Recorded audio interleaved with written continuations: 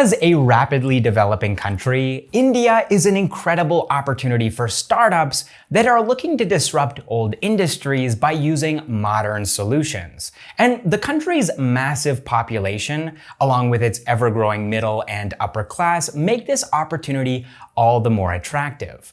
But what about the startups that aren't just focusing on solving local problems? The startups that are trying to make an impact in the world at large by taking the learnings that they've gathered in India and applying them to international markets. Well, those are the startups that we're going to be talking about in today's video. India's top 10 startups that went global, coming up right after this.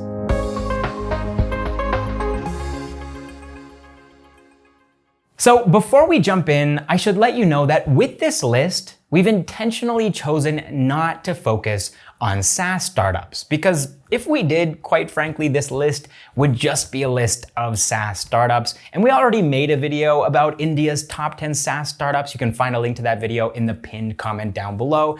So we thought with this one, we would focus exclusively on companies that don't fit into that category of software as a service companies. All right. With that out of the way, let's jump in. Starting things off at number 10, we have Bengaluru-based fresh meat and vegetable delivery startup FreshToHome. Back in 2015, Mathew Joseph, who had quite a bit of experience in the fish export business, teamed up with serial entrepreneur and former Zynga India country manager Shan Kadavil, and they decided to launch a startup that would deliver fresh fish and other types of meat directly to people's homes. From a humble start in Bengaluru, these two co-founders have been able to scale their business to 28 Indian cities, making 1.5 million deliveries of fresh meat and vegetables every single month. In 2019, they also expanded their operations to the United Arab Emirates and are now one of the top 5 e-grocers in the country. But they're not stopping there. With the help of their investors, who so far have poured $121 million into the startup, they're planning to expand further into Saudi Arabia in the near future. Next up at number 9, we have Bengaluru-based health and fitness startup Cult.Fit. The company was founded by two fitness enthusiasts who had previously worked at Flipkart, Ankit Nagori and Mukesh Bansal.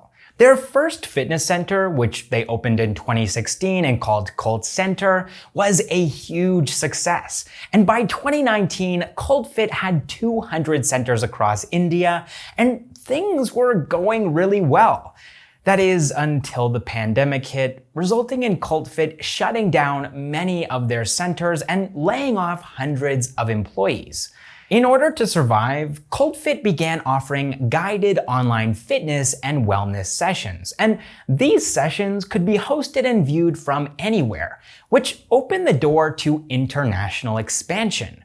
They've already launched in the United States and also have plans to expand to Canada as well. And they're doing this using funds that they've raised from their investors, who so far have pumped $480 million into the startup. Moving on to number 8 now, we have Singapore-based B2B e-commerce unicorn Moglix, which despite being headquartered outside of India is an Indian company, as it was initially founded in Noida in 2015 by Rahul Garg. Businesses can use Moglix to buy equipment and supplies that they wouldn't be able to find on normal consumer e-commerce platforms like Amazon or Flipkart. These are items like industrial power tools and machines, and resources like chemicals, metals, and cement. And like many e-commerce platforms, they do export these items to more than 54 countries around the world through logistics partners. But they also have physical offices and a legitimate presence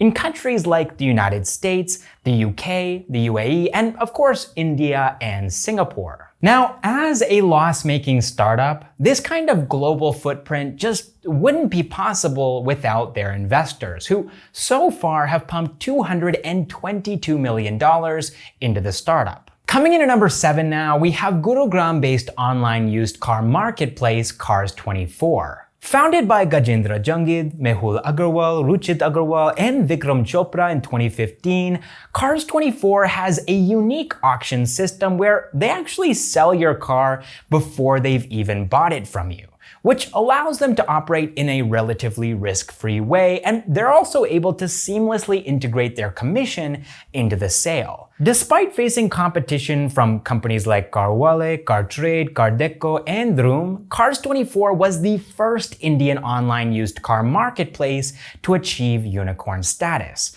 and they're currently selling 15,000 cars a month across 170 outlets. During the first half of 2021, they also expanded into Australia and the UAE to see how their business model holds up in international markets. And this is something that they were encouraged to do by their investors, who so far have poured $394 million into the startup. Next up at number 6, we have Gurugram-based home services marketplace Urban Company. Founded by Abhiraj Singh Bal, Raghav Chandra, and Varun Kaitan in 2014, you can think of Urban Company as kind of like the Uber or Ola of home services, with more than 35,000 professionals offering services like repairs, cleaning, painting, and carpentry to 5 million customers across 35 cities in India. Then, in 2018, Urban Company began expanding internationally to countries like Dubai, Abu Dhabi, Australia, and Singapore.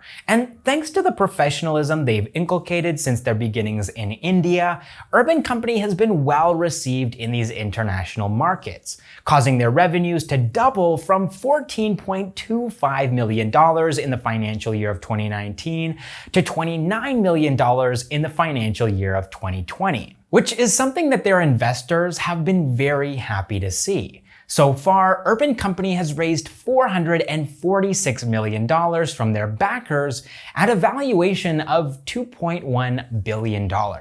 Moving on to number 5 now, we have Gurugram-based omnichannel eyewear retailer Lenskart. When Amit Chaudhary, Peyush Bansal, and Sumit Kapahi started Lenskart in 2010, they were strictly an online company. But after a couple of years, they realized that India's eyewear market was still predominantly offline, which prompted them to open their first physical store in 2014.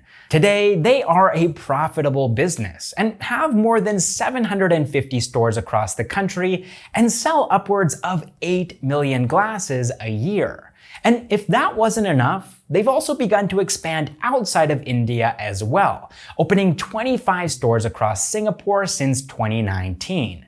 They're now one of the top 3 players in the country and have plans to expand to other Southeast Asian markets in the near future. To do this, they recently raised $220 million from their investors, bringing the total external funding that they've raised to $774 million at a $2.5 billion valuation.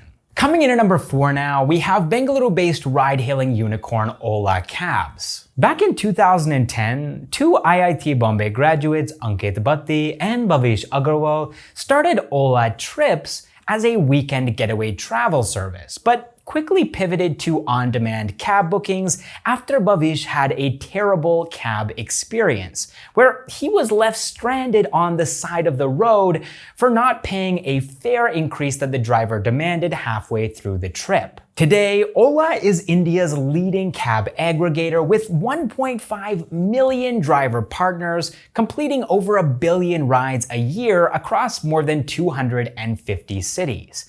In 2018, Ola went international, first to Australia and New Zealand and then to the UK in 2019. Of course, the pandemic has hit the company pretty hard, but thanks to their investors who have poured $4.3 billion into the startup so far, Ola Cabs has been able to survive. Next up at number 3, we have Gurugram-based hospitality unicorn Oyo. Founded by Ritesh Agarwal and his ousted co-founder Manish Sinha in 2013, Oyo was dubbed the world's fastest growing hotel chain in 2019, with more than 43,000 partner hotels across 80 countries.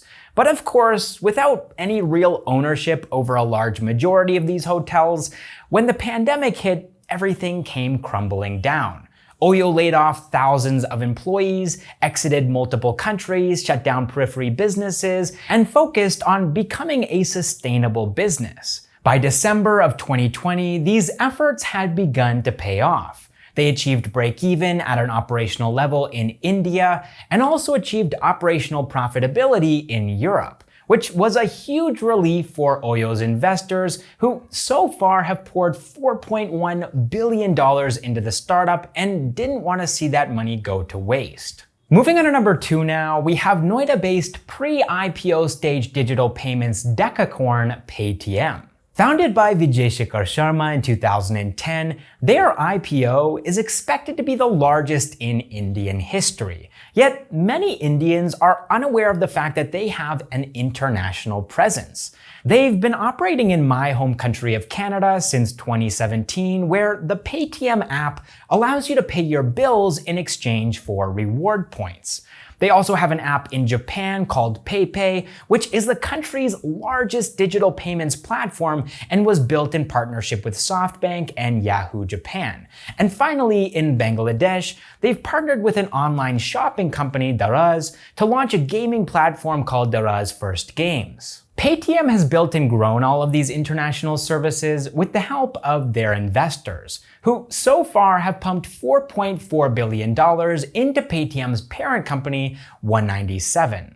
And finally, coming in at number 1, we have Bengaluru-based edtech decacorn Byju. Founded by Byju Ravindran and Divya Gokulnath in 2011, Byju is the world's most valuable edtech startup. And a lot of this value stems from Byju's inorganic growth strategy. They've spent the last few years buying up tons of smaller companies like Osmo, White Hat Jr., and Epic, among others. All of these acquisitions have culminated in the launch of Byju's Future School, which is a platform that's modeled after White Hat Jr. by providing personalized one-on-one teaching to students in countries like the United States, the UK, Australia, Brazil, Indonesia, and Mexico. With $2.7 billion in external funding from their investors, it's very possible that Byju will be an international household name before the end of this decade.